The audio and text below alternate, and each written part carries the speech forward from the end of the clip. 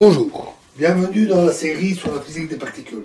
Donc rappelons que GLNR est le groupe linéaire général de toutes les matrices réelles, n croix n, inversibles. De même, GLNC est le groupe linéaire général de toutes les matrices complexes, n fois n, de inversibles. Et bien sûr, GLNR est un sous-groupe de GLNC. Considérons une suite AN de matrices complexes. On dit que AN converge vers la matrice A si tous les éléments convergent, c'est-à-dire si la limite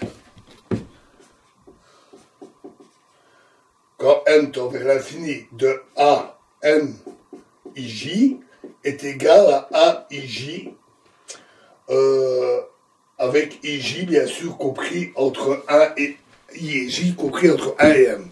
Donc pour tout I et J. Un groupe de Lie matriciel est un sous-groupe H, disons, de GLNC, tel que si on a une suite AN qui converge vers A, une suite AN de matrices appartenant à H, bien entendu, qui converge vers une matrice A, alors soit cette matrice appartient à H, soit elle n'est pas inversible.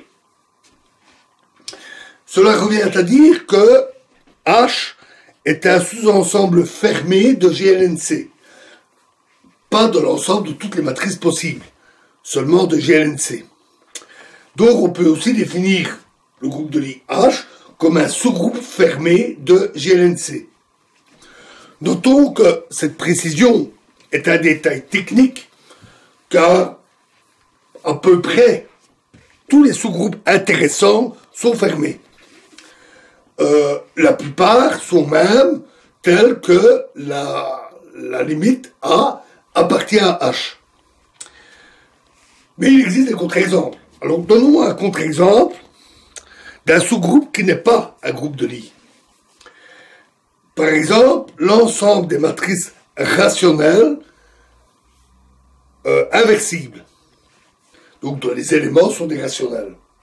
On trouve facilement une séquence qui converge vers une matrice irrationnelle et inversible. Et donc, là, la condition n'est pas remplie. Et même, on peut même montrer, c'est très facile, que toute matrice irrationnelle est la limite d'une certaine suite de matrices rationnelles. De même, considérons l'ensemble des matrices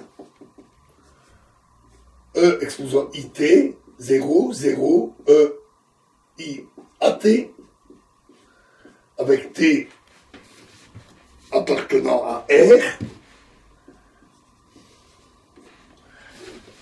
où A est un nombre irrationnel. C'est un sous-groupe de GLN2C, qu'on vérifie facilement, et comme A est irrationnel, la matrice moins I, donc moins la matrice unité, n'appartient pas à H. Parce que pour ça, il faut que T soit un multiple impair de pi. Mais dans ce cas-là, A étant un irrationnel, il est impossible d'avoir un multiple impair de pi tel que AT soit aussi un multiple impair de pi. Donc, on ne peut jamais avoir la matrice moins I. Et si on prend T égale 2n plus 1 fois pi, donc tous les cas où c'est un multiple impair de pi, on peut montrer que on s'approche à certaines valeurs de n arbitrairement proche, arbitrairement près d'un multiple impair de pi.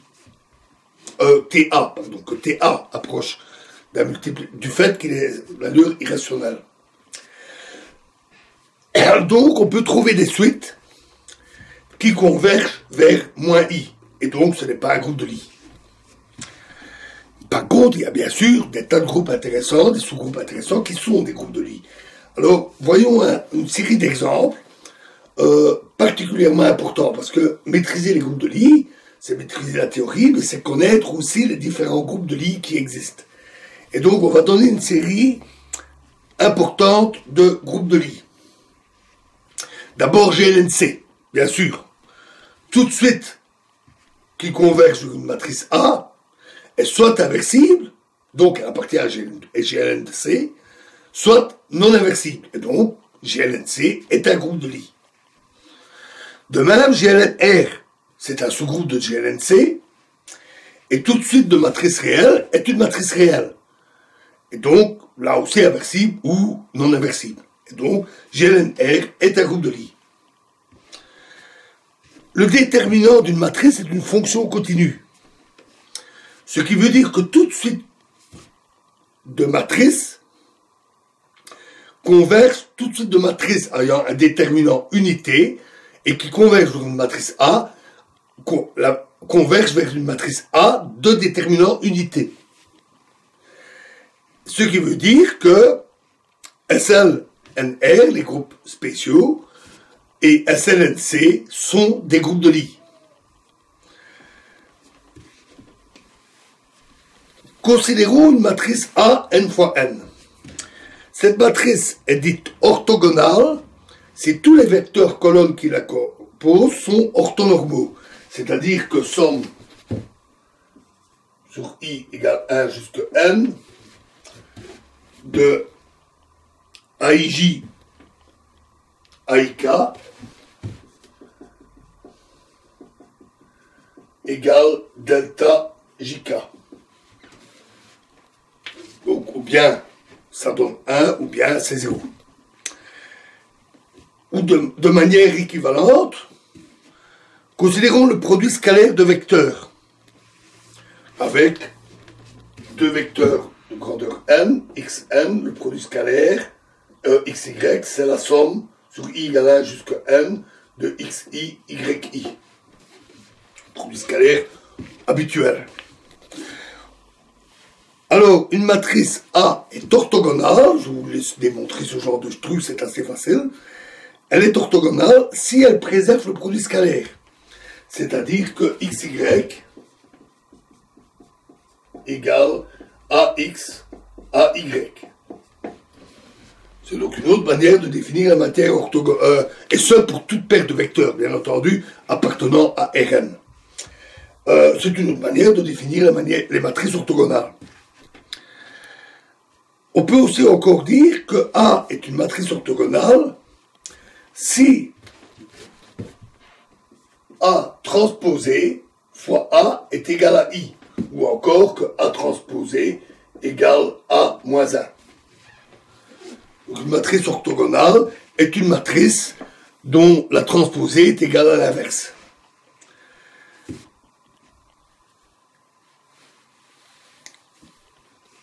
Puisque le déterminant de la transposée est égal au déterminant de la matrice, cela veut dire que ces matrices sont orthogonales. De plus, déterminant de ATRA égale déterminant de A au carré, c'est aussi le déterminant de I, et donc égal à 1.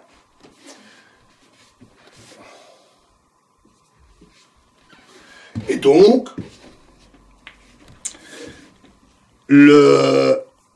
ça veut dire que le déterminant de la matrice, des matrices orthogonales, est plus 1 ou moins 1. Donc, ces matrices sont inversibles. Et on a que A moins 1 X A moins 1 Y est égal à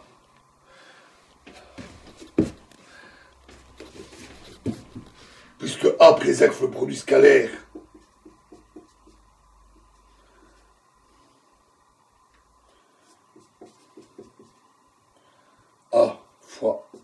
A-1, Y. A fois A-1, c'est l'unité, donc c'est égal à X, Y. Et donc, la matrice inverse préserve le produit scalaire. Donc, l'inverse est une matrice orthogonale. Et si, de même, si A et B sont deux matrices qui préservent le produit scalaire, c'est trivial, le produit AB préserve le produit scalaire. Donc, le groupe des matrices orthogonales donc cet ensemble de matrices orthogonales est un groupe.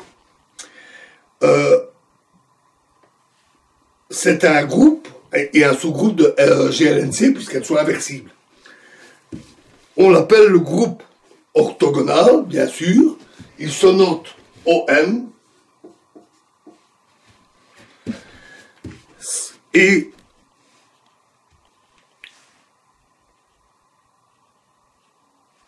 comme A transposé fois A égale l'unité, et que cette propriété est conservée dans toute suite de matrices orthogonales, ça veut dire qu'elle converge vers une matrice orthogonale.